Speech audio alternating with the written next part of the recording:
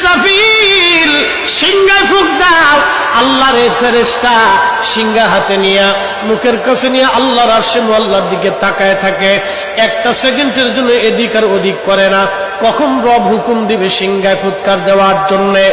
যখন সিংহায় ফুৎকার দিবে, কুরআন বলতেছে ইদাস সামাউ ফাতারাত, আকাশ ভেঙ্গে ভেঙ্গে ভেঙ্গে ভেঙ্গে পড়তে থাকবে।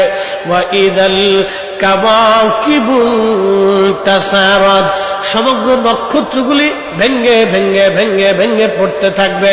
ওয়া ইদাল বিহারু ফুজ্জিরাত, সমুদ্রের তলদেশ উদ্দোলিত হয়ে যাবে। সমগ্র পানিগুলি পৃথিবীর উপরে আছাড় মারবে, আর ধুয়ে পাইলে সব পৃথিবীবাসীকে নিয়ে যাওয়া হবে। ওয়া ইদাল কুবুরু বুসিরাত, কবরের ভিতরে যাহা আছে সব আমার মালিক আমার রব বের করে দিবে। কবর থেকে মানুষ বের হইয়া সেই দিন হাসরের ময়দানের দিকে দৌড়াইতে থাকবে। সবাই উলঙ্গ থাকবে, কিন্তু আমার নবীকে আল্লাহ 70,000 ফেরেশতা বেষ্টন করাইয়া জান্নাতের পোশাক পরাইয়া মহাসম্মানে ফেরেশতারা মিছিল দিয়ে দিয়া আমার নবীকে হাসরের ময়দানে মাকামে মাহমুদে বসাবে। একবার জোরে বলা যাবে কি আল্লাহু আকবার। বাজান মুসলমান, খুব মনোযোগ দেন। হযরত ইউনূস আলাইহিস সালামের কথা বলছিলাম। মাছের পেটের ভিতরে ইউনূস, চিন্তা করলেন মরে গেলাম না বেঁচে আছি। লাড়াচাড়া দিয়ে দেখলেন না বেঁচে আছি। দাঁড়ায় গেলেন খোদার পয়গম্বর, দাঁড়ায় দিয়ে সেজদার মধ্যে পড়ে গেলেন। মাছের পেটের মধ্যে সেজদার মধ্যে পড়ে বলতেছে লা ইলাহা ইল্লা আনতা সুবহানাকা।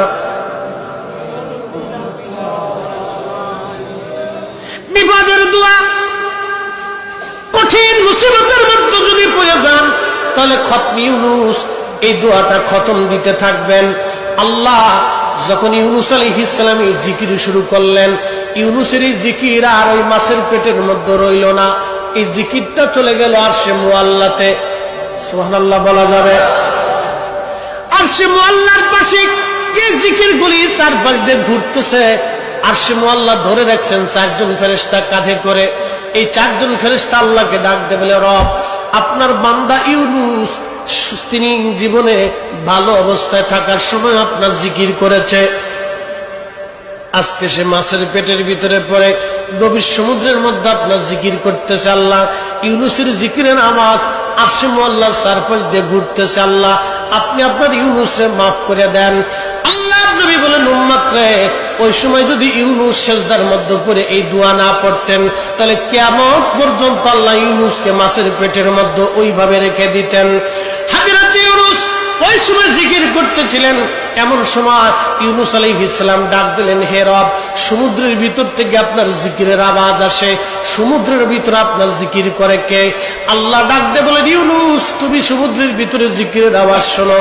সমুদ্রের পানি আমার জিকির করে, সমুদ্রের কঙ্কর আমি আল্লাহ জিকির করে, সমুদ্রের পাথর আমি আল্লাহ জিকির করে, সমুদ্রের বালুকণা আমি আল্লাহ জিকির করে, সমুদ্রের মাছ আমি আল্লাহর জিকির করে, সমুদ্রের শ্যাওলা আমি আল্লাহর জিকির করে, সমুদ্রের নিচে গাছ আমি আল্লাহ জিকির করে, সমুদ্রের নিচের পাহাড় আমি আল্লাহ জিকির করে।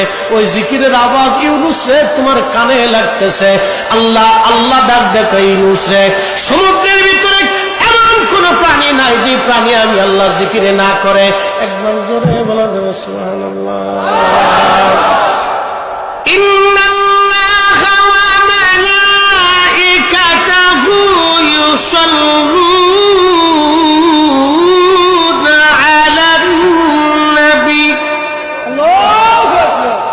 আমি বলি নাই, কুরআন বলে নিশ্চয় আমি আল্লাহ এবং আমার ফেরেশতারা আমার রাসূলের উপরে দুরূদ আমরা পাঠাচ্ছি এবং আগামীতেও পাঠাবো, পাঠাইতে থাকবো। এখন ফেরেশতারা তো দুরূদ পড়ে, আমরা দুরূদ পড়ি, কিন্তু আল্লাহ তোর দুরূদ পড়ে না। তো আল্লাহ কি করে জানেননি?